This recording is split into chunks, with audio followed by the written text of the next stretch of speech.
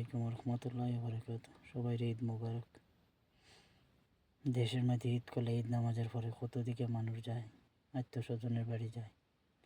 এখানে ঈদ নামাজের পরে আইয়া রুমো, হয়তো রুমো আইয়া যারার মা আছে বাবা আছে সবার সাথে কথা হয়। আর আমি এমন এক কপাল পোড়া, আমার মাও নাই বাপও নাই, কেউ সাথে কথা হওয়ার মতন নাই। যারার মা বাবা জীবিত আছে আল্লাহ তারারে সুস্থ রাখতা, আর আমার মতন যারার মা বাপ নাই আল্লাহ তারারে বেশ নসিব করতা।